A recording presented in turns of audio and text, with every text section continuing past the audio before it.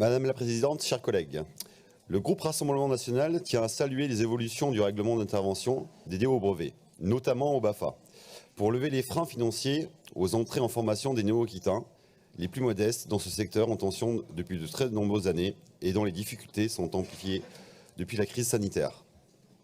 C'est une mesure qui est la bienvenue, même si nous savons très bien que cela sera insuffisant pour répondre au malaise qui règne dans la filière sans une réelle revalorisation de ces métiers particulièrement en proie aux contrats précaires, au temps partiel suivi, aux rémunérations peu attractives.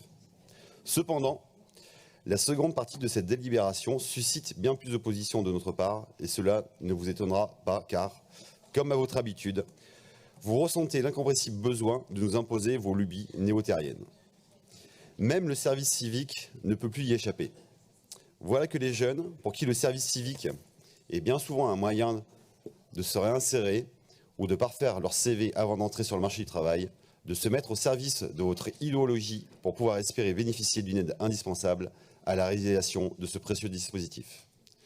En effet, on voit parfaitement où vous voulez en venir quand vous dites que vous allez leur demander de se diriger vers des actions pour éduquer ou rééduquer les citoyens sur les questions environnementales ou encore vers des actions de, je cite, solidarité à l'égard des personnes en errance. Je vous propose de faire preuve de moins de langue de bois et de nous annoncer directement qu'on doit s'attendre à les voir effectuer des missions dans les structures d'aide aux clandestins ou dans des nombreuses associations politisées que vous financez à chaque commission permanente. Encore une fois, nous ne pouvons que constater que vous dévoyez un très beau dispositif au service de votre agenda politique. Ces manœuvres détestables ne nous laissent donc pas d'autre choix que de voter contre cette délibération. Je vous remercie.